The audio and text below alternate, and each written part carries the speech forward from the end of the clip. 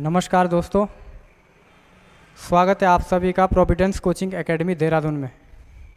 आज मैं आप लोगों के लिए क्या है जो एमसीक्यू सीरीज करवा रहा हूँ उसकी दूसरी क्लास आप लोगों के बीच में लेके आ रहा हूँ।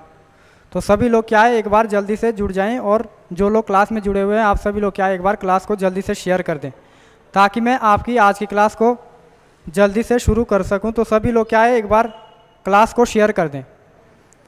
आप लोग क्लास को ज़्यादा से ज़्यादा शेयर करें ताकि सभी लोग क्लास में जुड़ जाएंगे। ललिता बिष्ट जी बोल रहे हैं good evening sir. Uttarakhand police ji बोल रहे हैं प्रणाम सर जी। सभी लोग क्या है एक बार क्लास को शेयर कर दें ताकि सभी लोग क्लास में जुड़ जाएंगे। सभी लोग जल्दी से क्लास को शेयर कर दें। मैं फिर आज की क्लास का आपके सामने क्वेश्चन नंबर फर्स्ट रखने वाला हूँ। शैली जी बोल रहे हैं नमस्ते सर। नमस्कार जी, नमस्कार। जल्दी से आप लोग क्या है क्लास को शेयर करें। फिर मैं आपकी क्लास शुरू कर देता हूं। आप एक बार क्लास को शेयर कर दें सभी लोग ताकि ज़्यादा से ज़्यादा विद्यार्थी क्या है क्लास में जुड़ सकें। बाकी जो लोग क्लास में जुड़ रखे हैं वो ज़रा देख लें। इधर सर ने आप लोगों के लिए क्या है एक सुपर 30 बैच बनाया है। इसमें सिर्फ जो मतलब शुरुआती के 30 बच्चे होंगे सिर्फ उन्हीं का रजिस्ट्रेशन कराया जाएगा। बाकी क्या इसके लिए आप लोग मतलब फिर इसके लायक नहीं बच पाओगे। तो ये आप लोगों ने ध्यान रखना जितने जल्दी रजिस्ट्रेशन करवाओगे तभी आप लोगों का क्या है यहाँ पर बैच प्रारंभ हो जाएगा। ओनली 30 बच्चे, ठीक है। इस बात को आप लोगों ने ध्यान रखना है। उत्तराखंड पुलिस जी बोले सर आप बहुत अच्छा पढ़ाते हैं। चलिए धन्यवाद। आप सभी लोग जल्दी से क्लास को शेयर कर दें। रखता हूँ आज की क्लास का क्वेश्चन नंबर फर्स्ट। आज की क्लास का आपके सामने क्वेश्चन नंबर फर्स्ट में रख रहा हूँ। क्वेश्चन नंबर फर्स्ट है आप लोगों के पास।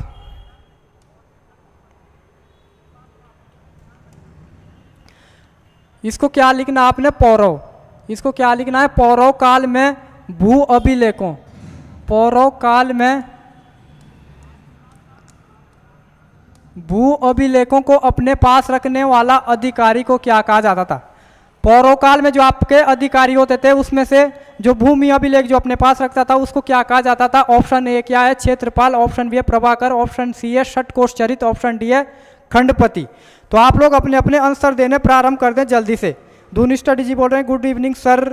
रोहिणी दीवान भी बोल रहे हैं गुड इवनिंग सर। सभी को क्या है गुड इवनिंग, नमस्कार। और अपने अपने आंसर देना प्रारंभ कर दें। जल्दी से आप लोग आंसर करना प्रारंभ कर दें। अभी तक मुझे किसी भी बच्चे का क्या है आंसर नहीं आया तो जल्दी से आप लोग आंसर देना प्रारंभ कर दें। सुनील पंत भी हमारे साथ जुड़ गए हैं, नमस्कार सर। चल रही है। अमित जी बोल रहे हैं ऑप्शन सी। सुनील पंत जी बोल रहे हैं ऑप्शन बी। सभी के क्या है अलग अलग आंसर आ रहे हैं। तो इसका जो लोग ऑप्शन सी आंसर कर रहे हैं वो क्या हो जाएंगे बिल्कुल सही षटकोषचरित। षटकोषचरित या आप बोल सकते हैं आप लोग इसका उपचारिक। इसको अन्य किस नाम से जाना जाता है उपचारिक। तो ये आप लोगों ने ध्यान रखना है। बात करता हूं मैं किसकी ऑप्शन ए। ऑप्शन ए क्षेत्रपाल क्या होता है आपका। क्षेत्रपाल जो होता है आपका एक कैसा अधिकारी होता है कृषि उन्नति अधिकारी। कृषि उन्नति जो अधिकारी होता है उसे किस नाम से जाना जाता है क्षेत्रपाल। प्रभाकर कैसा होता है। प्रभाकर होता है आपका भूमि मापन अधिकारी। ये कैसा अधिकारी होता है भूमि मापन अधिकारी। बाकी खंडपति आपका कैसा अधिकारी होता है। खंडपति होता है आपका खनिज अधिकारी। खंडपति किस प्रकार का अधिकारी होता है खनिज अधिकारी। ये आप लोगों ने ध्यान रखना है। यहाँ से क्वेश्चन पूछे जाते हैं। जरा मुझे बताना कि पौरव काल में प्रधानमंत्री को किस नाम से संबोधित किया जाता था। पौरव काल में प्रधानमंत्री को और राज्यपाल को पौरव काल में क्या कहते थे। मुझे इन दोनों चीजों का आप लोगों ने क्या आंसर बताना। प्रधानमंत्री और राज्यपाल। पौरव काल में प्रधानमंत्री को किस नाम से जाना जाता था और राज्यपाल को किस नाम से जाना जाता था। बहुत इंपॉर्टेंट क्वेश्चन हो जाएंगे दोनों। बाकी क्षेत्रपाल कृषि उन्नति अधिकारी, प्रभाकर भूमि मापन अधिकारी, षटकोषचरित इसको अन्य किस नाम से जाना जाता है आपका उपचारिक, और खंडपति कैसा हो जाएगा आपका खनिज अधिकारी। ये आप लोगों ने ध्यान रखना है। बढ़ते हैं सीधा क्वेश्चन नंबर 2 की ओर। आज की क्लास का आपके सामने क्या है क्वेश्चन नंबर 2।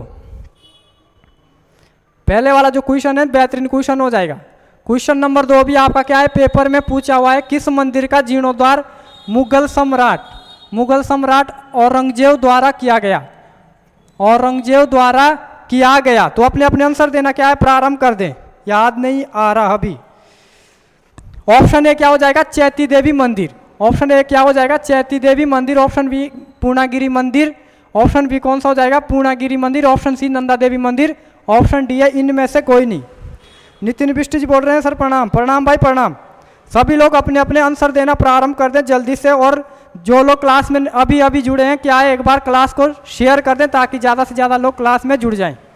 और आप लोग क्या है, क्लास को मतलब वीडियो को लाइक भी करते रहिए साथ साथ में।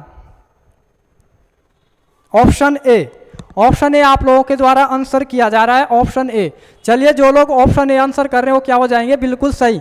जरा मुझे बताएं जो आपका चैती देवी मंदिर है इसका अन्य नाम क्या हो जाएगा। चैती देवी जो ये मंदिर है इसका अन्य नाम क्या हो जाएगा, और ये कहाँ पर स्थित है। चैती देवी जो ये मंदिर है ये कहाँ पर स्थित है, आप लोग मुझे आंसर बताएं। साथ ही पूर्णागिरि मंदिर किस पर्वत पर स्थित है, पूर्णागिरि मंदिर किस पर्वत पर स्थित है और किस जनपद में स्थित है, किस जनपद में स्थित है। और साथ ही आप लोग मुझे बताएं जो नंदा देवी मंदिर है ये किस जनपद में स्थित है। ये सारे आंसर आप लोगों ने मुझे बताने हैं। यहाँ से क्वेश्चन पेपर में पूछे हुए हैं। बिल्कुल सही सुनील पंत जी ने आंसर दिया है बालासुंदरी। इसका अन्य नाम क्या हो जाएगा, बालासुंदरी मंदिर। जो ये आपका चैती देवी मंदिर है इसका अन्य नाम क्या हो जाएगा, बालासुंदरी मंदिर। और ये कहाँ पर स्थित है आपका, काशीपुर। कहाँ पर स्थित है, काशीपुर उधम सिंह नगर में।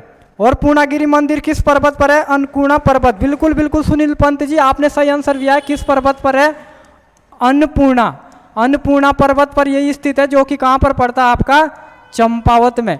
कहाँ पर पड़ता है, चंपावत में। साथ ही नंदा देवी मंदिर अल्मोड़ा। जो लोग आंसर कर रहे हैं, सुनील पंत ने बिल्कुल बेहतरीन आंसर दिया है, सुनील पंत। इसका मतलब क्या है, सुनील पंत की तैयारी बहुत अच्छी है अगर आप लोग इतने बेहतरीन बेहतरीन आंसर दे रहे हैं। साथ ही कल मैंने आप लोगों को बताया था जो ये बालासुंदरी है, बालासुंदरी है ये किसकी कुल देवी है, चंदों की क्या हो जाएगी, ये कुल देवी हो जाएगी। चंद जो आपका राजवंश है उसकी कुल देवी कौन सी हो जाएगी, बालासुंदरी। ये आप लोगों ने ध्यान रखना। और परमार की कौन सी थी आपकी, राजराजेश्वरी। बढ़ते हैं सीधा क्वेश्चन नंबर 3 की ओर, क्वेश्चन नंबर 3 की ओर। बाकी मैंने कल भी बताया था जो लोग नए विद्यार्थी हैं या अभी अभी तैयारी में जुड़े हुए हैं, आप लोग इसका नोट्स जरूर बनाएं, इसका आपको अच्छा खासा बेनिफिट मिलेगा। क्वेश्चन नंबर 3, क्वेश्चन नंबर 3 है आप लोगों के पास। गरुड़ चट्टी जलप्रपात स्थित है। गरुड़ चट्टी जलप्रपात किस जनपद में स्थित है। ऑप्शन ए है टिहरी, ऑप्शन बी है चमोली, ऑप्शन सी है रुद्रप्रयाग, ऑप्शन डी है देहरादून। ऑप्शन डी है देहरादून। हाँ जी बिल्कुल सुनील पंत जी, चंदों की आप लोग बिल्कुल सही आंसर कर रहे हैं। और सभी लोग क्या है, क्लास को शेयर कर दें ज़्यादा से ज़्यादा। थर्ड का बी, थर्ड का आप लोग आंसर बी कर रहे हैं, क्वेश्चन नंबर 3 का। साथ ही आप लोग मुझे बताएंगे, साथ ही आप लोग मुझे बताएंगे क्या राज्य का सर्वाधिक ऊंचाई से गिरने वाला जलप्रपात, राज्य का सर्वाधिक ऊंचाई से गिरने वाला जलप्रपात कौन सा है। राज्य का सर्वाधिक ऊंचाई से गिरने वाला जलप्रपात कौन सा है। दूसरा मैं आपके सामने रख रहा हूं, राज्य का सर्वाधिक ऊंचाई पर स्थित जलप्रपात, स्थित जलप्रपात कौन सा है। एक तो सर्वाधिक ऊंचाई से गिरने वाला जलप्रपात और एक सर्वाधिक ऊंचाई पर स्थित जलप्रपात। दोनों क्वेश्चन क्या है, अलग अलग है। यह आप लोगों ने ध्यान रखना है फिलहाल के लिए। जो लोग इसका ऑप्शन डी आंसर कर रहे हो क्या हो जाएंगे, सही। इसका मतलब किसी ने भी इसका सही आंसर नहीं दिया है, किसी ने भी क्वेश्चन नंबर 3 का सही आंसर नहीं दिया, तो आप लोगों के लिए क्या हो जाएगा, नया क्वेश्चन हो जाएगा। बात करता हूं मैं किसकी, एक हो जाएगा आपका गरुड़ चट्टी, दूसरे नंबर का कौन सा हो जाएगा आपका नीरगढ़, नीरगढ़ जलप्रपात, और तीसरे नंबर का कौन सा हो जाएगा आपका पटना जलप्रपात। तीसरे नंबर का कौन सा हो जाएगा, पटना जलप्रपात। ये तीनों के तीनों महत्वपूर्ण जलप्रपात आपके कहां पर हो जाएंगे, ऑप्शन डी देहरादून। कहां पर हो जाएंगे, देहरादून। टिहरी में एक आपका फेमस जलप्रपात है जिसका नाम क्या है, केम्प्टी फॉल, जिसका नाम क्या है, केम्प्टी फॉल। ये आप लोगों ने सुना ही होगा, मसूरी में पड़ता, लेकिन किस में पड़ता है आपका, टिहरी वाले क्षेत्र में। बाकी मैं बात करता हूं किसकी, राज्य का सर्वाधिक ऊंचाई से गिरने वाला जलप्रपात कौन सा हो जाएगा आपका, बिरती जलप्रपात। जो लोग आंसर कर रहे हैं वो क्या हो जाएंगे, बिल्कुल सही, बिरती जलप्रपात। और ये कितने हाइट से गिरता है, बिरती जलप्रपात कितने हाइट से गिरता है, 126 मीटर। बिरती जलप्रपात कितने हाइट से गिरता है, 126 मीटर से।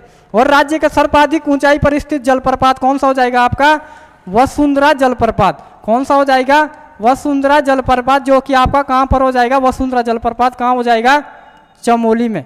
वसुंधरा जलप्रपात कहां हो जाएगा, चमोली में। और बिरती जो ये आपका जलप्रपात है ये कहाँ हो जाएगा, पिथौरागढ़ में। बिरती जलप्रपात कहाँ हो जाएगा, पिथौरागढ़ में। और ये वसुंधरा जो जलप्रपात है, वसुंधरा जो आपका जलप्रपात है ये क्या है, गढ़वाल का सर्वाधिक ऊंचाई से गिरने वाला जलप्रपात। गढ़वाल का सर्वाधिक ऊंचाई से गिरने वाला जलप्रपात कौन सा हो जाएगा, वसुंधरा। कितने, 122 मीटर की हाइट से ये गिरता है, लेकिन राज्य का सर्वाधिक ऊंचाई पर स्थित जलप्रपात भी कौन सा हो जाएगा आपका, वसुंधरा जलप्रपात। ये क्वेश्चन आपने ध्यान रखने। यहाँ से बढ़ते सीधा क्वेश्चन नंबर 4 की ओर। जरा मुझे बताएं कि स्पीड वगैरह सब ठीक है या ज्यादा ही फास्ट हो रहा, ज्यादा फास्ट तो नहीं हो रहा। चलिए आज की क्लास का क्वेश्चन नंबर 4। क्वेश्चन नंबर 4 आप लोगों के सामने, निम्न में से कौन सा गीत पेड़ों के नीचे बैठकर गाया जाता है। इंपॉर्टेंट क्वेश्चन हो जाएगा। निम्न में से कौन सा गीत पेड़ों के नीचे बैठकर गाया जाता है। ऑप्शन ए है चौमासा, ऑप्शन बी है बाजूबंद, ऑप्शन सी है चूरा गीत, ऑप्शन डी है पट गीत। सभी के एक बार में कमेंट ले लूंगा, सभी लोग जल्दी से अपने अपने आंसर देना प्रारंभ कर दे। क्वेश्चन नंबर 4, सुनील पंत जी बोल रहे हैं छूरा गीत। छूरा गीत आंसर आप लोग कर रहे हैं। जयदीप जी बोल रहे हैं option A, Jaydeep Rawat option A, Sunil Pant option C. चलिए इसका अभी तक मुझे सही आंसर नहीं मिला है। ललिता बिष्ट भी option A, Doon study option C. लेकिन इसका जो सही आंसर क्या हो जाएगा, बाजूबंद। बाजूबंद जो गीत है आपका ये क्या है, पेड़ों के नीचे बैठकर गाया जाता है। और ये जो बाजूबंद जो गीत है इसका अन्य नाम क्या हो जाएगा, दूड़ा गीत।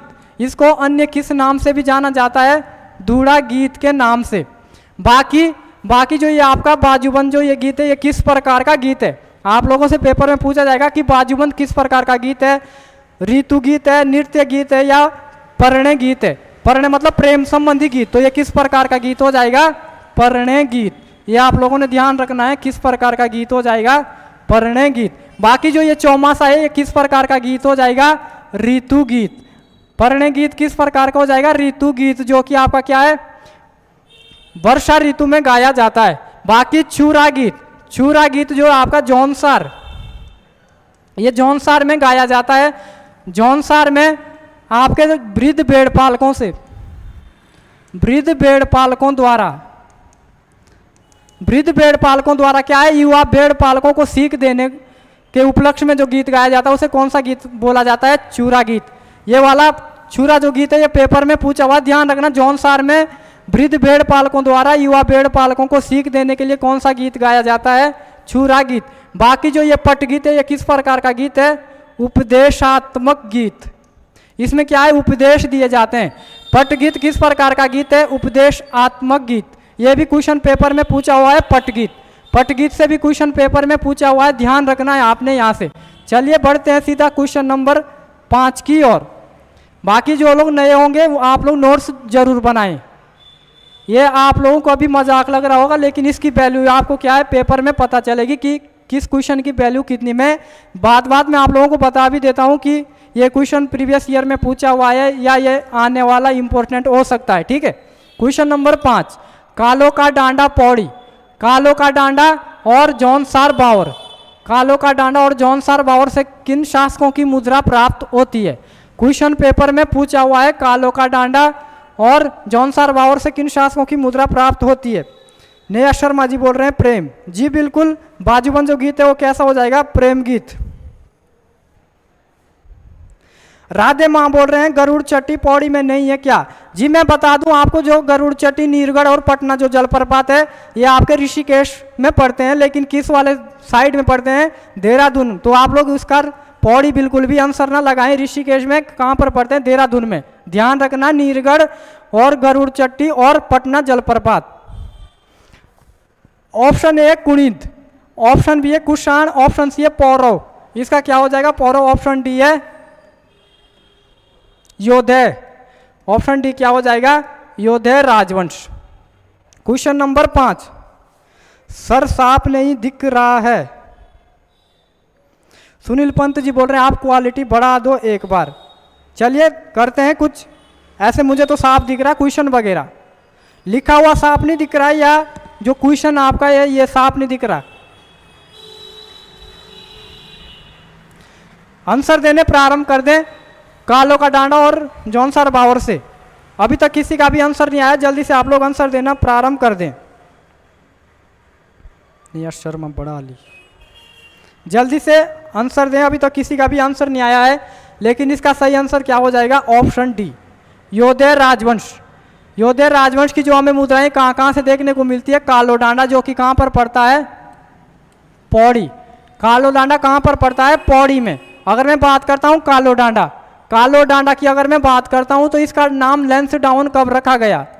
कालो डांडा का नाम लैंसडाउन कब रखा गया? आप लोग मुझे आंसर बताओगे कि कालो डांडा का नाम लैंसडाउन कब रखा गया। दूसरा क्वेश्चन यहाँ से मैं बताऊंगा कि जो ये आपका लैंसडाउन है, इसका नाम दोबारा से कालो का डांडा कब रखा गया? लैंसडाउन का नाम दोबारा से कालो डांडा कब रखा गया? दोनों इंपॉर्टेंट क्वेश्चन हो जाएंगे पेपर की दृष्टि से। क्वेश्चन नंबर 5 का आप लोग बी नहीं, ऑप्शन डी क्या हो जाएगा? इसका सही आंसर हो जाएगा, क्योंकि जिसका आप लोग क्या बोल रहे हैं? कुषाण। कुषाण का आपका कहाँ से मिलती है? मुन्नी की रेती से। कुषाण कालीन जो मुद्राएं मिलती है वो हमें कहाँ से मिलती है? मुन्नी की रेती, और एक मिलती है सुमाड़ी। सुमाड़ी आपका कहाँ पर पड़ता है? अल्मोड़ा में। ठीक है, अभी तक किसी ने भी मेरे क्वेश्चनों का आंसर नहीं दिया है कि लैंसडाउन कालो का डांडा का नाम लैंसडाउन कब रखा गया, या लैंसडाउन का नाम कालो डांडा कब रखा गया। बात करता हूं मैं पौरव राजवंश, तो पौरव राजवंश का संस्थापक कौन हो जाएगा? पौरव राजवंश का संस्थापक कौन हो जाएगा? आप लोग मुझे बताएं। और कुणित जो राजवंश है, इसके बारे में मैं एक लाइन बता देता हूं। उत्तराखंड का पहला राजनीतिक राजवंश कौन सा हो जाएगा? कुणित राजवंश। पेपर में पूछा हुआ है, उत्तराखंड की प्रथम राजनीतिक शक्ति है कुणित। और प्रथम ऐतिहासिक राजवंश कौन सा हो जाएगा? कार्तिकेयपुर राजवंश। लैंसडाउन का अभी तक किसी ने नहीं बताया। बात करता हूं मैं किसका?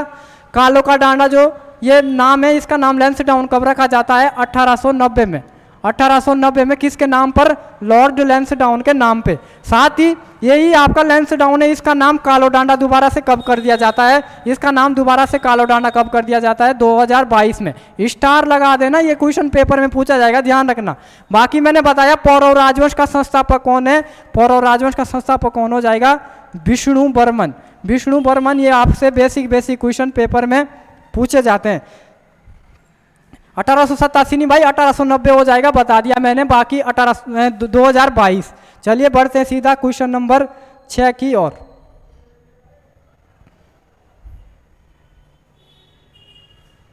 क्वेश्चन नंबर 6 आप लोगों के पास, गोरा अठावली त्योहार राज्य की किस जनजाति द्वारा मनाया जाता है? गोरा अठावली त्योहार राज्य की किस जनजाति द्वारा मनाया जाता है?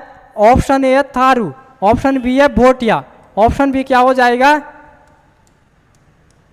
भोटिया, ऑप्शन सी है बोक्सा, ऑप्शन डी है राजी। ऑप्शन डी क्या हो जाएगा? जयदीप राव जी बोल रहे दोबारा चेंज हो गया भाई लैंसडाउन का नाम कालो डांडा 2022 में।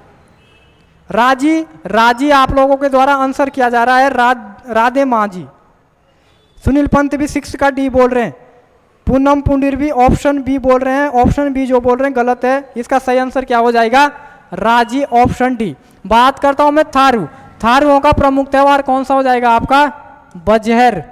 कौन सा हो जाएगा? बजहर नामक त्योहार किसका है? थारुओं का। पेपर में क्वेश्चन पूछा हुआ है। बाकी बात करता हूं मैं किसके? भोटिया। भोटिया के प्रमुख त्योहार कौन कौन से हो जाएंगे? एक हो जाएगा लोसर, एक कौन सा हो जाएगा? लोसर। और एक हो जाएगा शूरगैन, एक कौन सा हो जाएगा? शूरगैन। और ये किसके द्वारा मनाया जाता है? उत्तरकाशी में जो आपकी जाड़ बोटिया है उसके द्वारा ये त्योहार मनाए जाते हैं। बाकी बोक्सा के कौन कौन से हो जाएंगे? एक हो जाएगा आपका ओंगण, दूसरा हो जाएगा डेलिया, और एक हो जाएगा गोटरे। एक कौन सा हो जाएगा? गोटरे। एक हो जाएगा चैती। चैती त्योहार भी किसका है? बोक्सा का। और एक हो जाएगा नोबी। ध्यान रखना, जब भी यहाँ से जनजातियों से त्योहार वगैरह पूछेंगे तो यहीं से क्वेश्चन आपका बनेगा, यहीं से क्वेश्चन आप लोगों का बनेगा। नेहा शर्मा जी बोल रहे हैं लोसर। बिल्कुल आप लोग लठभर हुआ बोझ भाई, वो त्योहार नहीं है इनका, वो क्या है? एक विवाह का प्रकार है। सुनील पंत जी बोल रहे हैं लठभर हुआ बोझ, वो त्योहार नहीं, वो विवाह का प्रकार है। ठीक है। बाकी जौनसारियों का प्रमुख त्योहार कौन सा हो जाएगा? जागड़ा पर्व, जो कि क्या है 5 अगस्त को क्या है, जिसको राजकीय मेला वगैरह भी घोषित किया गया है। चलिए बढ़ते हैं सीधा क्वेश्चन नंबर 7 की ओर।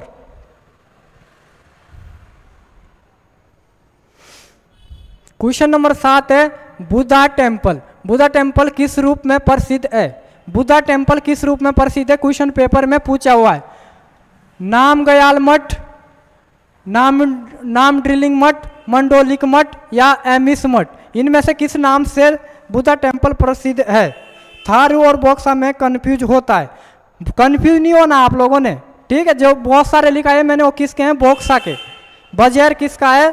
थारुओं का। बाकी रोज में शाम 6 बजे आप लोगों के बीच में इसी तरीके के क्वेश्चन लेके आऊँगा। आप लोग रोज क्या है क्लास में जुड़ जाना, इसमें क्या है आप लोगों का ही फायदा होगा, क्योंकि करणपुर में कहीं भी जाओगे 600-700 के कम क्या है आपका प्रैक्टिस सेट नहीं मिलता। प्रैक्टिस सेट नहीं मिलता, तो इसलिए आपको अगर फ्री में प्रैक्टिस मिल रहा है तो आपको इसका फ़ायदा उठा लेना चाहिए। ऑप्शन बी जो लोग आंसर कर रहे हो क्या है? बिल्कुल गलत। ऑप्शन बी जो लोग आंसर कर रहे हो क्या है? बिल्कुल गलत, क्योंकि किस नाम से प्रसिद्ध है? मंडोलिक मठ। बुद्धा जो टेम्पल ये किस नाम से प्रसिद्ध है? मंडोलिक मठ के नाम से।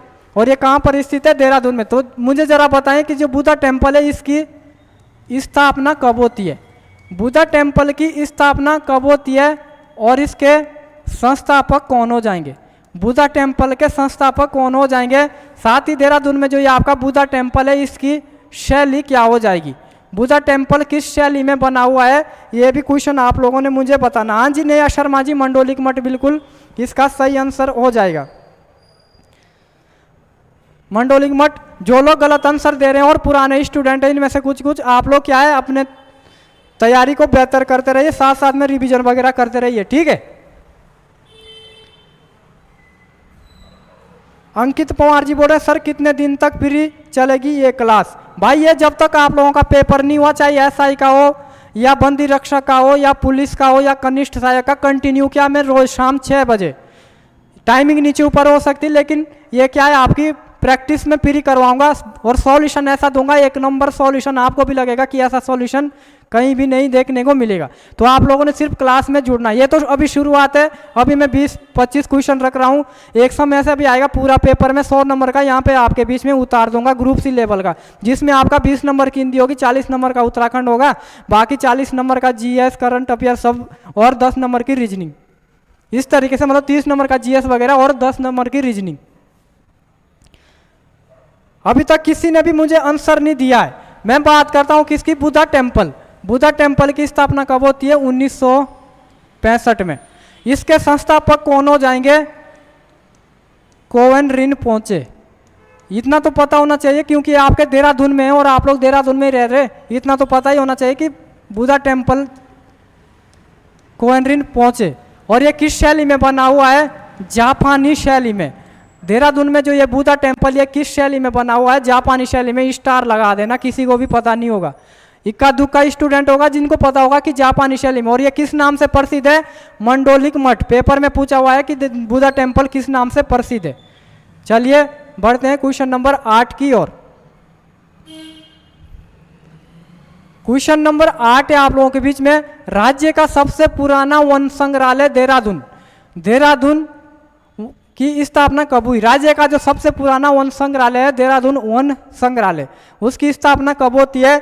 ऑप्शन ए क्या हो जाएगा? 1912, option B 1914, option C 1916, option D 1918।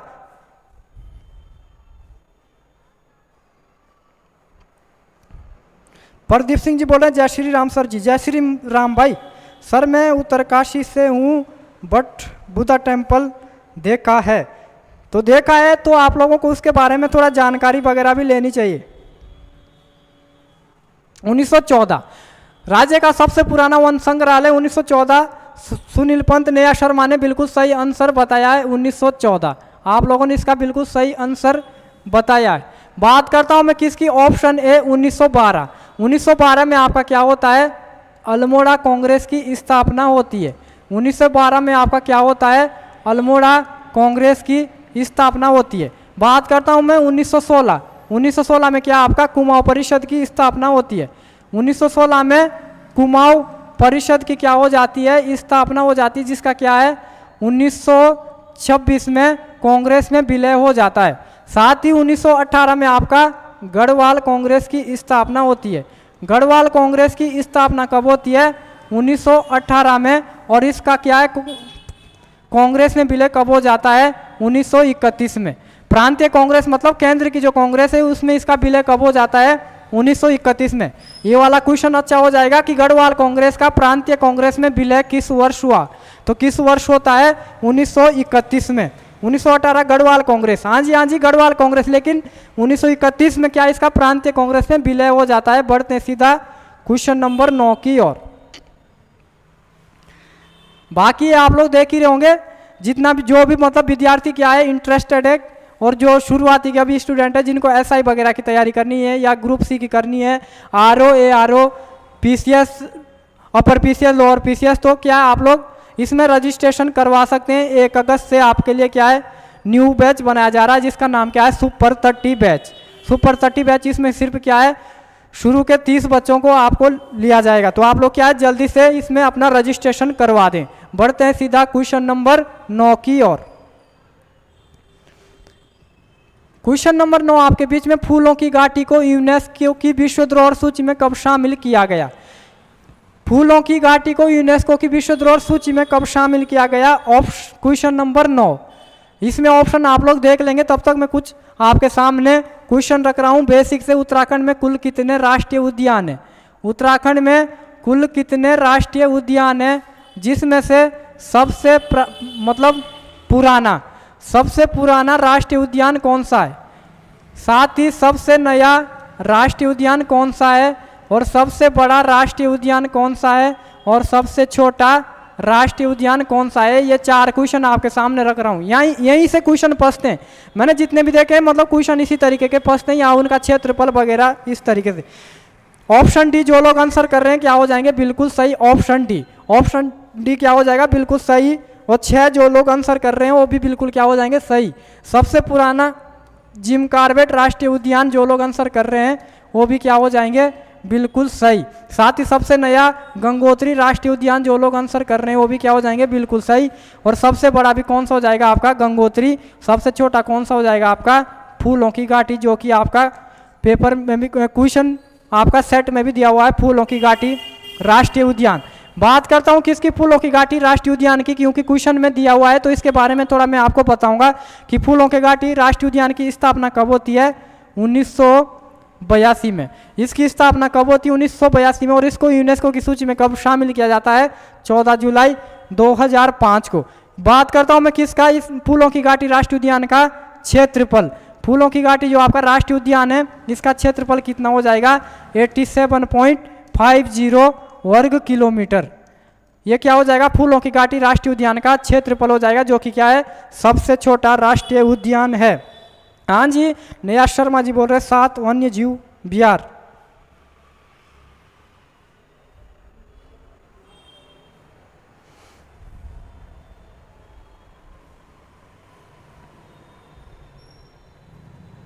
सैली जी बोल रहे हैं सर जी फीस बहुत ज़्यादा है। नहीं फीस ज़्यादा नहीं है। आप लोग फीस के लिए क्या ये नंबर दिए हुए हैं आपके स्क्रीन पे, आप लोग क्या इस नंबर पे कॉल कर लें सर को, ठीक है। बढ़ते हैं सीधा क्वेश्चन नंबर 10 की ओर।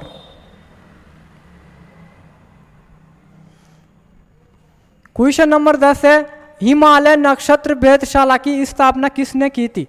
क्वेश्चन ये भी पेपर में पूछा हुआ है कि हिमालय नक्षत्र जो वेधशाला है ये कहाँ पर स्थित है। पेपर में किस तरीके से क्वेश्चन पूछा गया था कि हिमालय जो नक्षत्र ये वेधशाला है आपका कहाँ पर स्थित है। तो करिए आप लोग क्या है जल्दी से इसका आंसर करिए। क्वेश्चन नंबर 10, हाँ जी 1982 में फूलों की घाटी और नंदा देवी, बिल्कुल आप लोग सही आंसर कर रहे हैं। जल्दी से आंसर करें। सुनील पंत जी बोल रहे हैं ऑप्शन बी चक्रधर जोशी। चक्रधर जोशी बिल्कुल ऑप्शन बी जो लोग आंसर कर रहे हैं वो क्या हो जाएंगे बिल्कुल सही। जरा मुझे बताइए हिमालय जो ये नक्षत्र वेधशाला ये कहाँ पर स्थित है और इसकी स्थापना कब होती है। स्थापना कब होती है ये तो बता ही दिया कि किसने करी थी, चक्रधर जोशी से। यानी कि यहाँ से भी कितने प्रकार के क्वेश्चन हमारे तैयार हो गए हैं, 3 प्रकार के क्वेश्चन। देवप्रयाग बिल्कुल सही।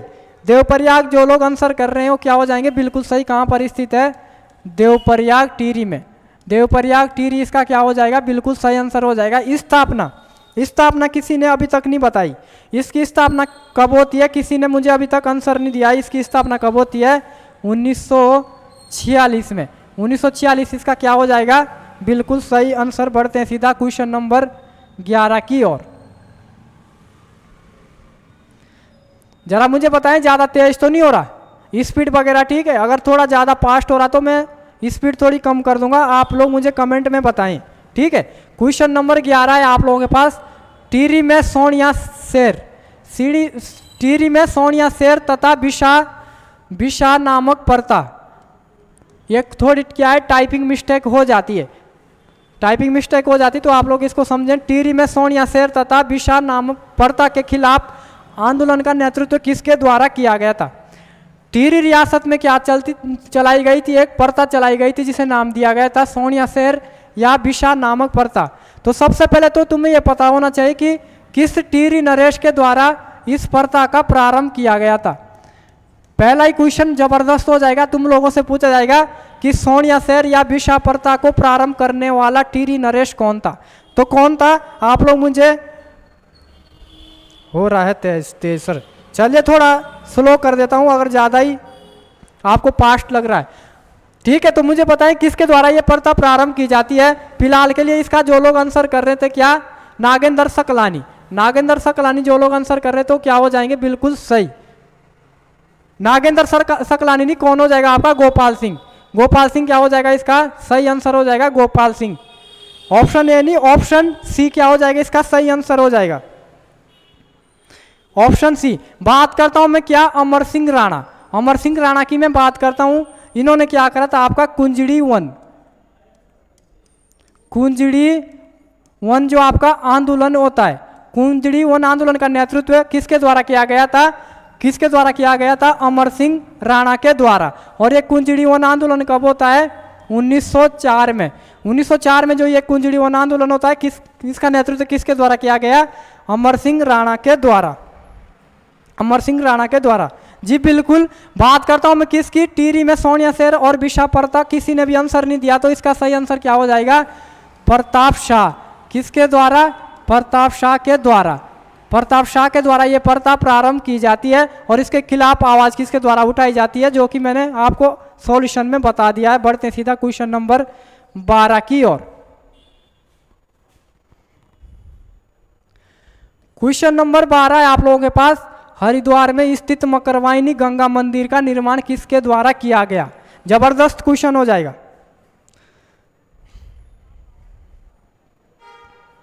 प्रताप शाह गुरुजी, हाँ जी अब तो मैंने बता ही दिया प्रताप शाह, अब क्या बताओगे आप लोग, मैंने बता ही दिया प्रताप शाह।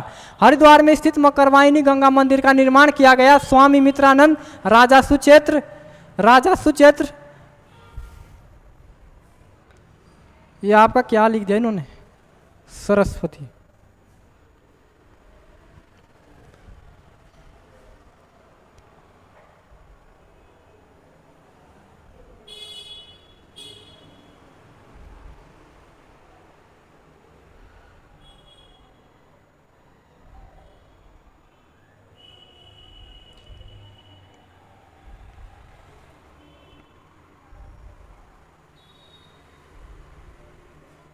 इसका जो ऑप्शन सी क्या हो जाएगा, जयेंद्र सरस्वती, क्या हो जाएगा, जयेंद्र सरस्वती। ऑप्शन सी आप लोग ध्यान रखें, यह क्या हो जाएगा, जयेंद्र सरस्वती। बिल्कुल बिल्कुल, जगेंद्र नहीं भाई, जयेंद्र, जयेंद्र हो जाएगा, जयेंद्र। हरिद्वार में स्थित मकरवाइनी गंगा मंदिर का निर्माण किसके द्वारा किया गया, ऑप्शन सी जो लोग आंसर कर रहे हैं जयेंद्र सरस्वती, बिल्कुल सही आंसर हो जाएगा। ठीक है, ये तो बढ़िया हुआ कि क्वेश्चन मैंने क्या है लिख रखे थे। मतलब बात करता हूं मैं स्वामी सत्यमित्रानंद, इनके द्वारा क्या है हरिद्वार में भारत माता मंदिर, भारत माता मंदिर का क्या है इनके द्वारा निर्माण किया जाता है। कब, 1983 में, 1983 में हरिद्वार में भारत माता मंदिर का इनके द्वारा क्या है निर्माण किया जाता है, जिनका उद्घाटन किसके द्वारा किया जाता है, इंदिरा गांधी के द्वारा। राजा सचेत के द्वारा कौन से मंदिर का निर्माण किया जाता है, हरिद्वार में चंडी देवी मंदिर। हरिद्वार में जो आपका चंडी देवी मंदिर है इसका निर्माण किसके द्वारा किया जाता है, राजा सचेत के द्वारा। तो यहाँ से क्वेश्चन आपको ध्यान रखना है, भारत आप लोगों से सीधा पूछा जाएगा कि उत्तराखंड के किस जनपद में भारत माता मंदिर स्थित है। भारत माता मंदिर किस जनपद में है, हरिद्वार में। तो ये आप लोगों ने ध्यान रखना है। बढ़ते सीधा क्वेश्चन नंबर 13 की ओर।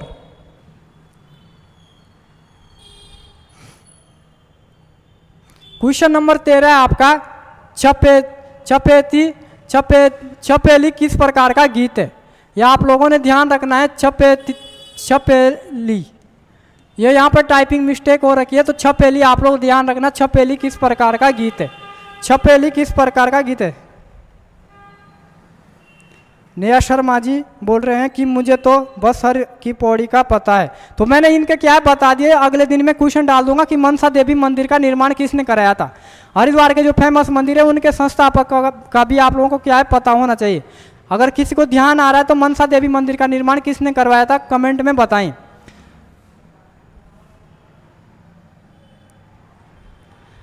छपेली किस प्रकार का गीत है, श्रृंगार प्रधान गीत या मेला या विवाह के अवसर पर गाया जाने वाला गीत या अनुभूति प्रधान गीत या तर्क प्रधान गीत। आप लोगों ने मुझे कमेंट में बताना है, कमेंट में बताना है छपेली किस प्रकार का गीत है।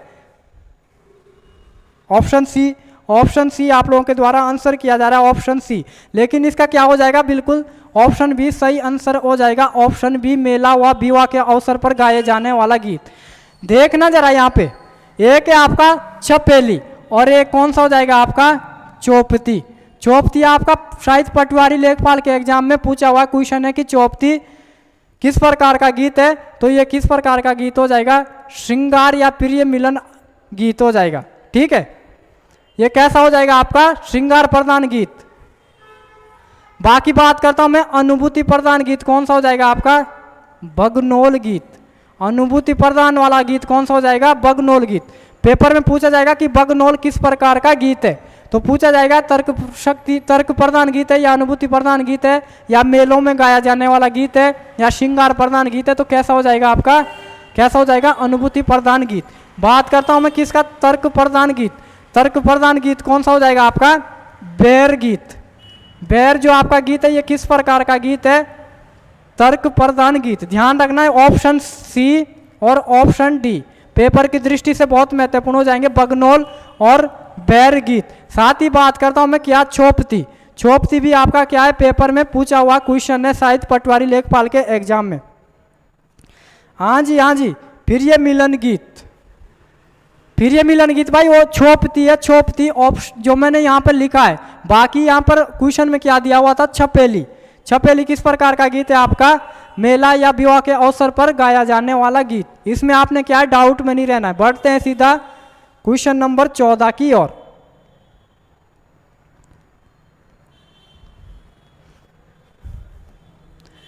मोनाल पक्षी कितनी ऊंचाई पर मिलती है। मोनाल पक्षी कितने ऊंचाई पर मिलती है उत्तराखंड के अंदर, आप लोगों ने बताना है कि मोनाल पक्षी। नहीं नहीं नेहा शर्मा जी जो मैंने बताया बिल्कुल 100% है, आप लोग उसमें डाउट में ना जाएं। ठीक है, छोपती और छपेली में आप लोगों ने डाउट में नहीं रहना है। मोनाल पक्षी कितने ऊंचाई पर पाया जाता है, साथ ही आप लोगों के सामने रख रहा हूं क्वेश्चन क्या कि कस्तूरी मृग कितने हाइट पर पाया जाता है उत्तराखंड के अंदर, कस्तूरी मृग। दूसरा मैं बता रहा हूं क्या ब्रह्मकमल, ब्रह्मकमल कितने हाइट पर पाया जाता है ब्रह्मकमल। तीसरे नंबर पे मैं बोल रहा हूं क्या आपका यही मोनाल, तीसरे नंबर पर क्या हो जाएगा मोनाल। और चौथे नंबर पर मैं आप लोगों का क्या बता देता हूं बुरांश। ये चारों का तो आप लोगों को हाइट पता होना ही होना चाहिए, या तो आपका मिलान लगाने को आएगा पेपर में या सीधा पूछा जाएगा कि कौन सा कितने हाइट पे पाया जाता है। ऑप्शन डी जो लोग आंसर कर रहे हैं क्या हो जाएगा बिल्कुल सही ऑप्शन डी। या इसको मीटर में बोले तो 2500 मीटर से 5000 मीटर तक।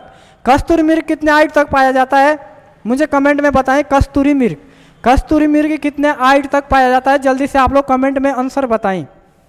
कस्तूरी मृग। चलिए 14 का काफी लोगों ने ऑप्शन डी बिल्कुल सही आंसर बताया था। और मीटर में, ये तो क्या था आपका फीट में था और ये किस में हो जाएगा मीटर में, क्योंकि ट्रिपल एस ने क्या एक बार इनका फीट में मतलब इनकी फीट में पूछी हुई थी हाइट। किसी ने नहीं बताया है कस्तूरी मृग। कस्तूरी मृग आपका 3600 मीटर से 4400 मीटर तक पाया जाता है। ब्रह्मकमल आपका 4800 मीटर से 6000 मीटर तक पाया जाता है। बाकी मोनाल आपका 2500 मीटर से 5000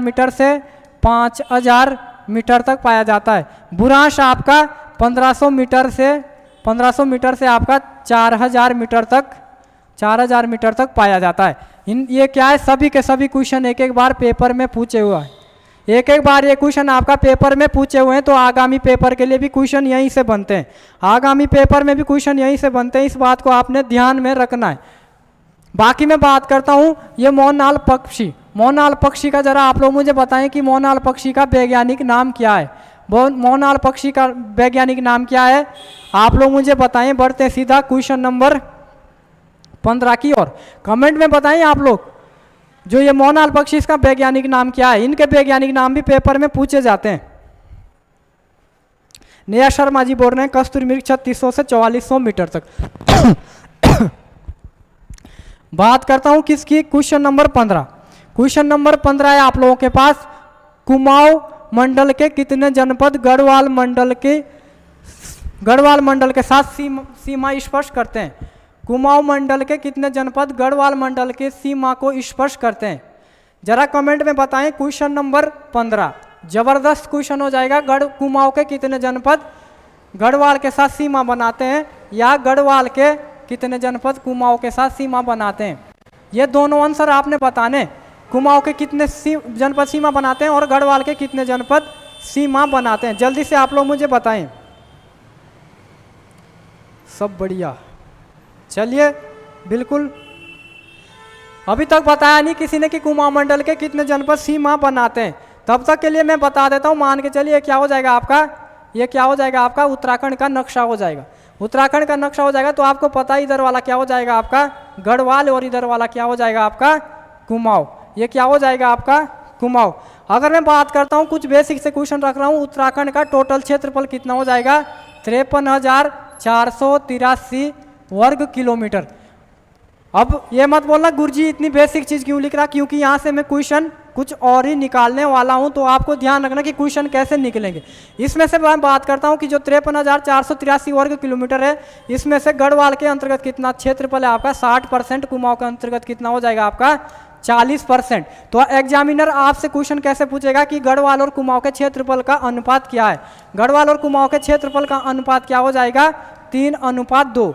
गढ़वाल और कुमाऊं के क्षेत्रफल का अनुपात कितना हो जाएगा 3:2। इसी क्षेत्रफल में से आप लोगों से पूछा जाएगा कि उत्तराखंड का कितने परसेंट भाग पर्वतीय, कितने परसेंट भाग पर्वतीय हो जाएगा आपका 86.07% पर्वतीय, और मैदानी भाग कितना हो जाएगा 13.93% क्या हो जाएगा 13.93% क्या हो जाएगा आपका पर्वत मैदानी हो जाएगा।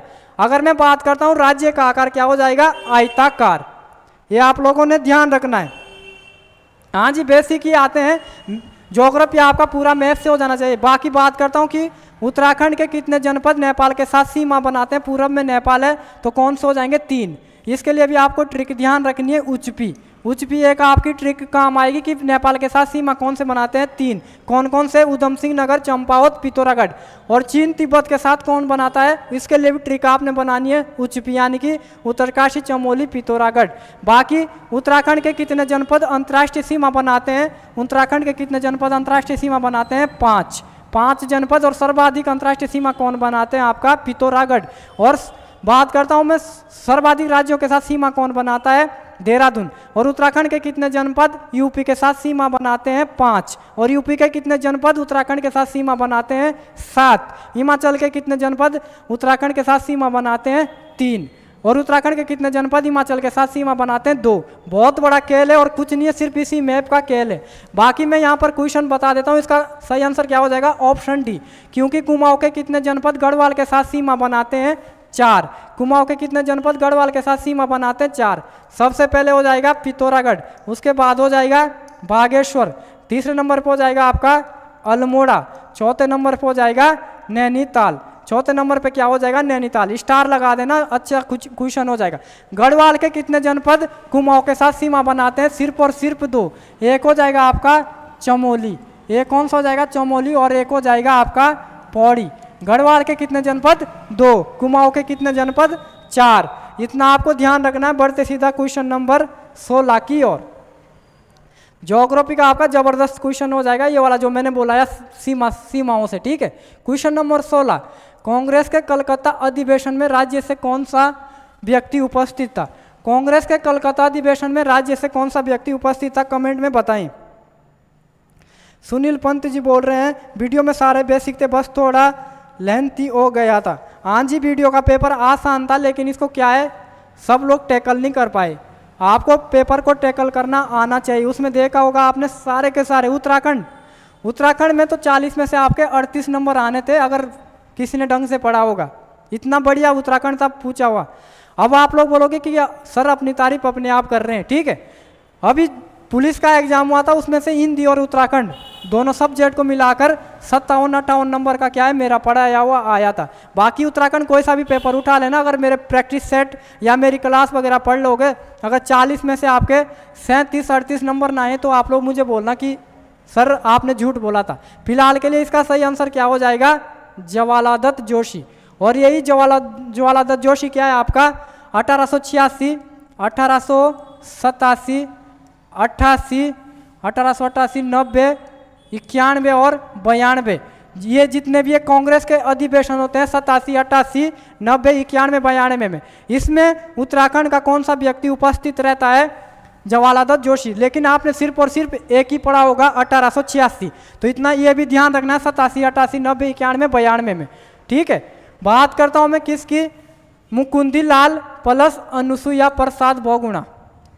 अनुसुईया प्रसाद बहुगुणा ये आपके कौन से अधिवेशन में भाग लेते हैं, कांग्रेस के कौन से अधिवेशन में भाग लेते हैं, आपका 1919 का अमृतसर अधिवेशन। 1919 का अमृतसर अधिवेशन उत्तराखंड से भाग लेने वाले व्यक्ति कौन थे, अनुसुईया प्रसाद बहुगुणा और मुकुंदी लाल। जरा मुझे बताएं 1929 का लाहौर अधिवेशन, 1929 का लाहौर अधिवेशन में उत्तराखंड से भाग लेने वाले व्यक्ति कौन थे। 1929 का कांग्रेस का जो लाहौर अधिवेशन होता है उसमें उत्तराखंड से किस व्यक्ति ने भाग लिया था। ये क्वेश्चन बहुत जबरदस्त क्वेश्चन हो जाएंगे, ध्यान रखना। मुकुंदी लाल, अनुसुईया प्रसाद, चाहिए 1929 का हो या 1886, 87, 88, 90, 91, 92, ठीक है। जल्दी से बोलो ऑप्शन सी तो मैंने बता ही दिया है, मैंने आपके सामने रखा है कि लाहौर जो अधिवेशन होता है 1929 में उत्तराखंड से किसने भाग लिया था। एक बंदे का नाम आपने सुना ही होगा, अर्शदेव ओली। कुमाऊं का मुसोलिनी शेर जिसको बोला जाता है, अर्शदेव ओली, इसी ने क्या है इसमें भाग लिया था। बढ़ते हैं सीधा क्वेश्चन नंबर 17 की ओर।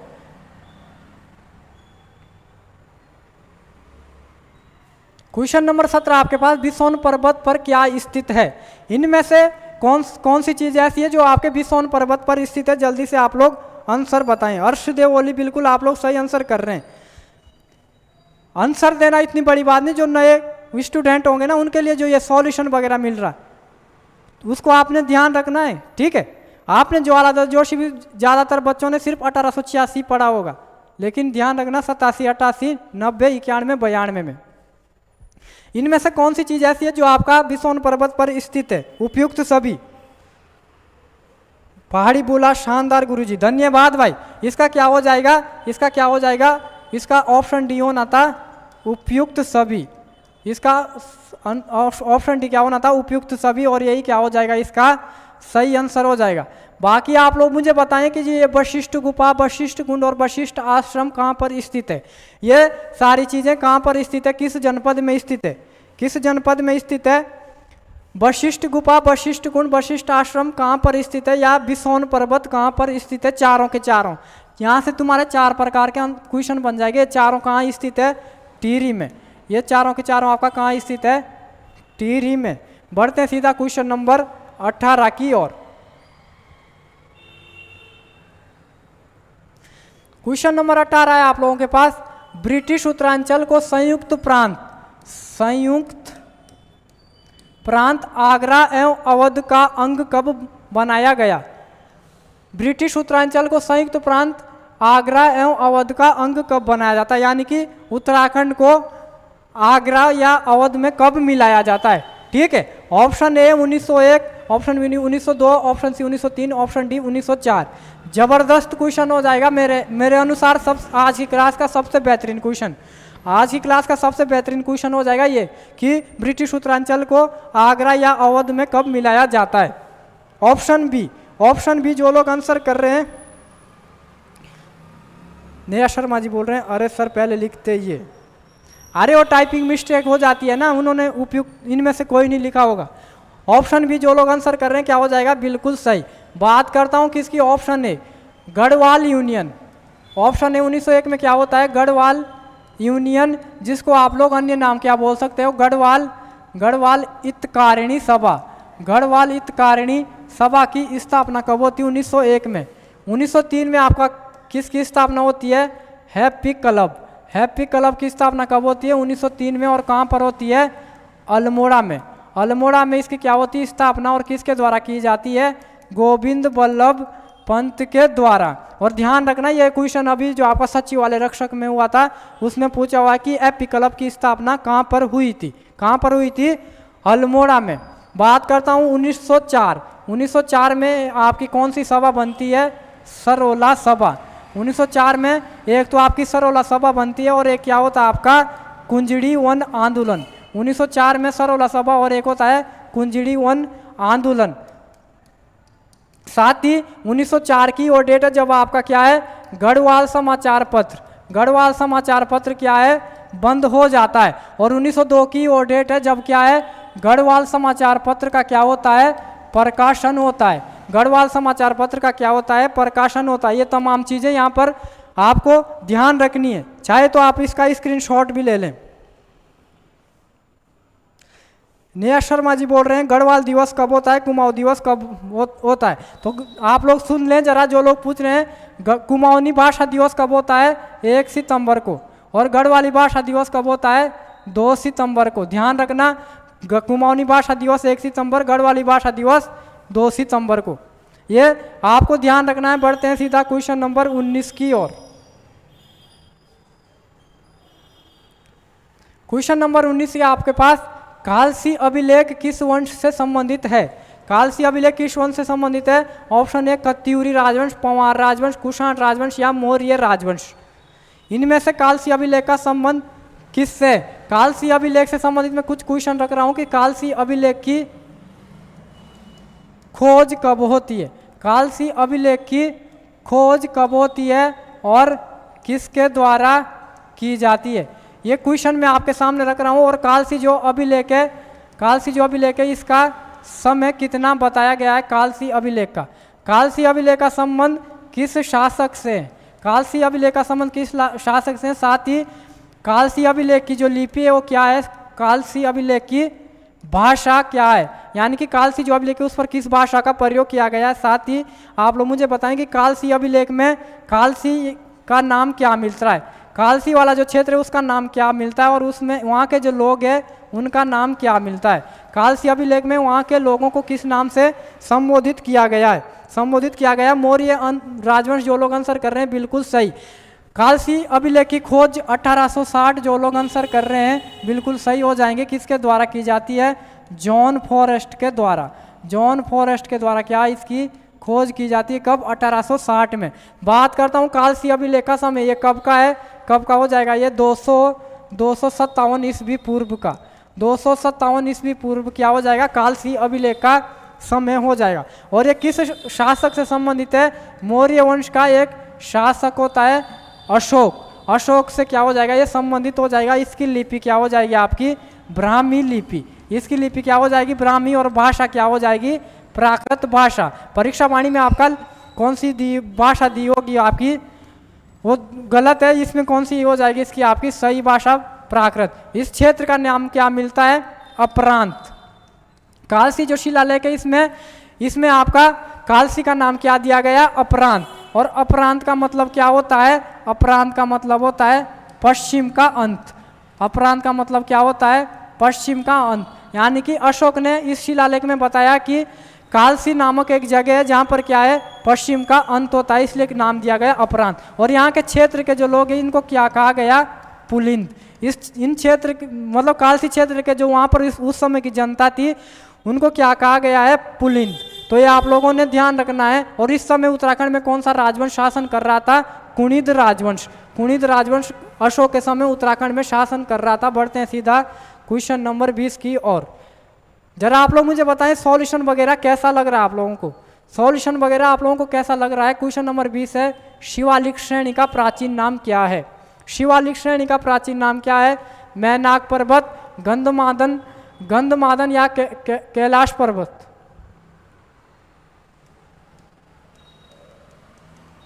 या ऑप्शन डी इनमें से कोई नहीं। Question number 20। जी बिल्कुल, पुलिंद और अपरांत यूके स्टडी क्विज, बिल्कुल आपने सही आंसर दिया है। 257 ईस्वी पूर्व भी बिल्कुल सही आंसर दिया है। सुनील पंत जी बोल रहे हैं ग्रेट। चलिए धन्यवाद। ऑप्शन ए जो लोग आंसर कर रहे हैं मैनाक पर्वत, मैनाक पर्वत क्या हो जाएगा, बिल्कुल सही। जरा मुझे बताएं जो शिवालिक जो ये आपका हिमालय, शिवालिक हिमालय के अन्य नाम क्या हो जाएंगे? शिवालिक हिमालय को आप अन्य किस किस नाम से जानते हैं? साथ ही इनकी उत्तराखंड में कितनी हाइट हमें देखने को मिलती है और इसका विस्तार उत्तराखंड के कितने जनपदों में है? शिवालिक हिमालय का, शिवालिक हिमालय का विस्तार उत्तराखंड के कितने जनपदों में? जल्दी से आप लोग ये 3 आंसर मुझे बताएं। बाकी इसका प्राचीन नाम क्या हो जाएगा? मैनाक, मैनाक पर्वत, मैनाक पर्वत। पुरुषोत्तम सती, बहुत अच्छा लग रहा है सॉल्यूशन। हाँ जी सॉल्यूशन ये आपका क्या है, महत्वपूर्ण हो जाएगा। अन्य नाम इसका क्या हो जाएगा? एक हो जाएगा बाह्य हिमालय, ये क्या हो जाएगा? बाह्य हिमालय, या एक हो जाएगा हिमालय का पाद, हिमालय का पाद मतलब हिमालय का पैर, किसको कहा जाता है? शिवालिक को। और साथ ही इसकी हाइट कितनी हमें देखने को मिलती है? 750 मीटर से 1200 मीटर तक। इसकी हाइट हमें कितने देखने को मिलती है? 750 मीटर से 1200 मीटर तक। और इसका विस्तार कितने जनपदों में है? उत्तराखंड में इसका विस्तार कितने जनपदों में है? 7 जनपदों में। ध्यान रखना इस बात को, ठीक है। चलिए बढ़ते हैं क्वेश्चन नंबर 21 की ओर। ये क्या हो जाएगा आपका आज की क्लास का अंतिम क्वेश्चन? आज की क्लास का क्या हो जाएगा? ये अंतिम क्वेश्चन, क्वेश्चन नंबर 21। फूलों की घाटी किस हिमालय में स्थित है? ऐसे में क्या है, कुछ 20 ही क्वेश्चन रखने वाला था, लेकिन मुझे ये वाला क्वेश्चन अच्छा लगा क्योंकि पेपर में पूछा हुआ है, पेपर में पूछा हुआ है।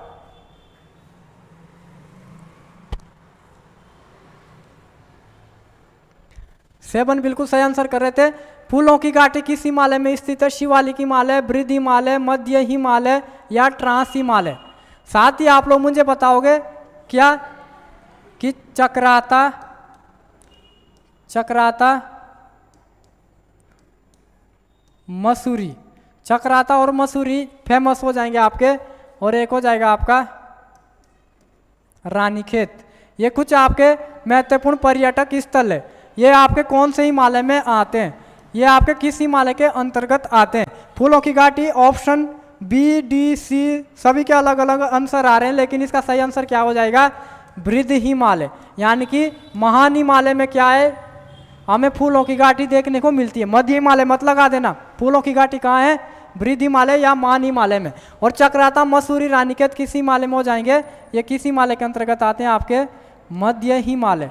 ये किस हिमालय के अंतर्गत आते हैं? मध्य हिमालय। ये क्या थे आपके आज की क्लास के 21 शानदार क्वेश्चन थे। तो आप लोग क्या है, इसी तरीके से रोज शाम 6 बजे जरूर जुड़ना, क्योंकि मैं इसी तरीके का सॉल्यूशन आपको रोज करवाऊंगा और इसी तरीके के बढ़िया बढ़िया क्वेश्चन आपके बीच में लेके आऊँगा। बाकी जो लोग क्लास में लेट जुड़े वो देख लें कि आपके लिए एक सुपर 30 बैच बनाया गया है। 1 अगस्त से क्या ये प्रारंभ होने जा रहा है।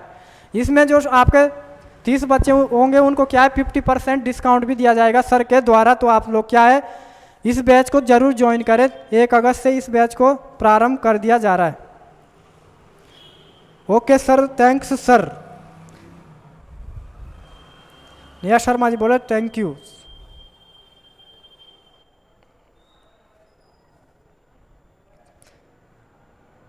तो चलिए फिर आज की क्लास को मैं क्या है यहीं पर समाप्त करता हूं। सभी को क्या है धन्यवाद, नमस्कार।